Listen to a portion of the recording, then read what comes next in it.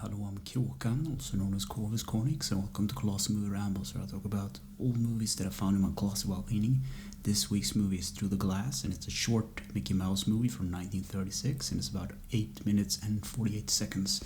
And it starts with Mickey sleeping in a bed. He has fallen asleep while reading the book Alice Through the Looking Glass by Lewis Carroll.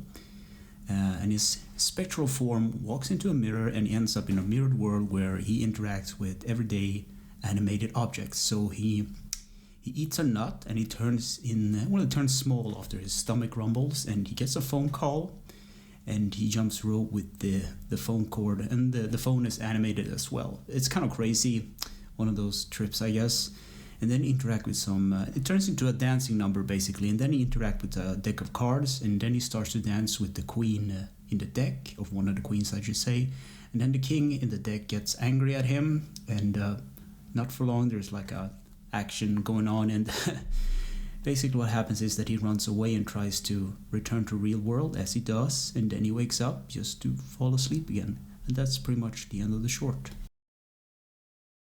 So what do I think about Through the Glass? It's one of those movies that I think I've seen before, but I wasn't sure. So what I did was this week has been really stressful for me. I just started my vacation and everything, and I wanted to have something easy, nothing too complicated. I was like, there's bound to be some cartoons on YouTube, right? And lo and behold, there's actually a bunch more of Disney cartoons on there. So I was like, I haven't seen this one, it looks interesting, and yeah, that's why I watched it. I don't think I can recommend it because it's one of those old cartoons. It's not black and white, actually. It's fully colored, and there's some effects that are kind of interesting because he goes through this mirror and everything, and it has this kind of velving, kind of bending effect when he pushes his hand through.